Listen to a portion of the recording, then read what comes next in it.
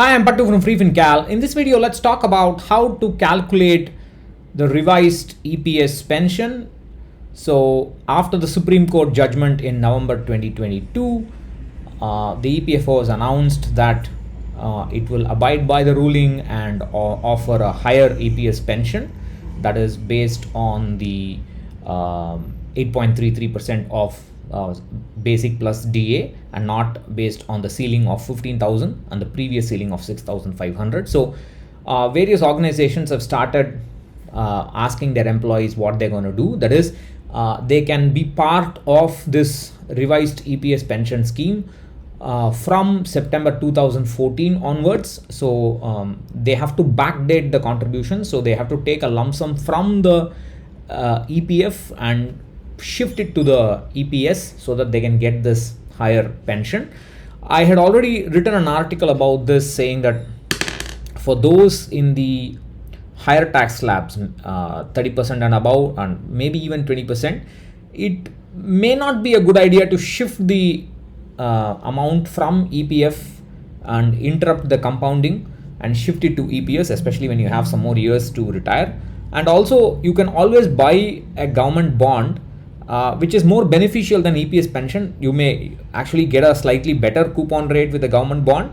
And also, in the case of EPS pension, if the subscriber dies, the nominee will only get 50% of the pension, whereas you can hold a government bond jointly with your spouse and they will get the full amount in either or survivor mode.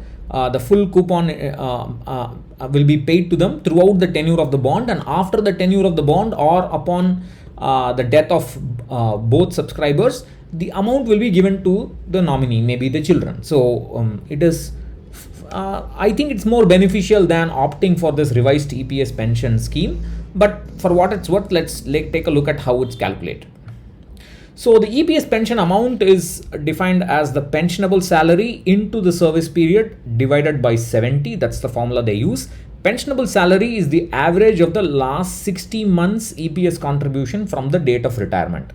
So earlier, the EPS contributions were capped. That is, the pensionable salary was capped at 6,500 and then they increased the cap to 15,000. So the pensionable salary earlier could never be more than 6,500 or the revised value of 15,000. Now, after the Supreme Court judgment, now the EPS contributions can be 8.33% of the employee's basic salary plus DA, but only employees who joined before 1st September 2014 are eligible for this, because whoever joined the EPF after 1st September 2014 are not part of the pension scheme. They will not get EPS pension.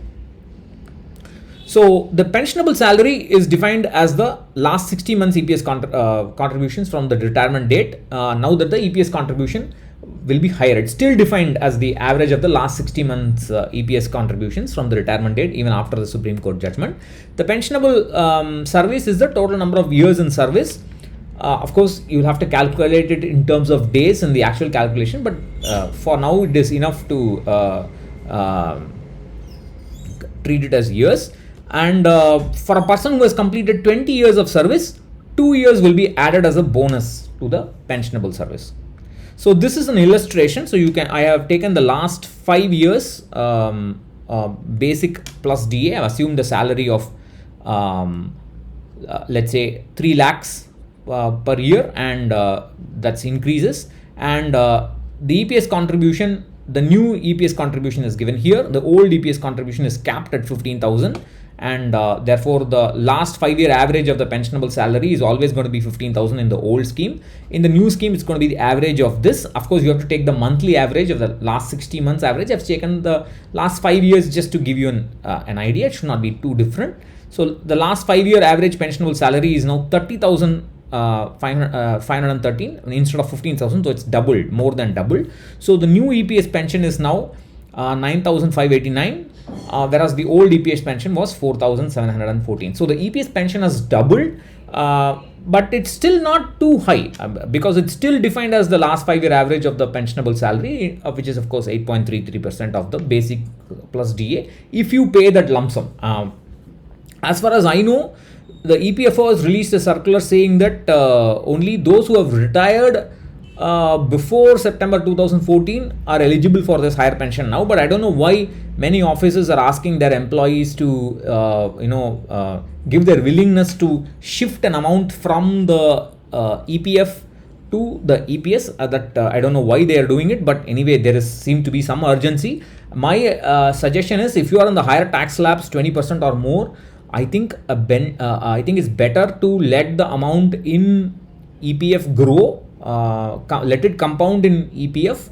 After all, that's true compounding, and let it grow there. And as and when you need the money, buy an RBI bond with your spouse as the joint holder, and that will give you just all the pension you need. Of course, you now have for senior citizens up to 1 crore can be invested in small savings after budget 2023, and you get a fairly good interest rate.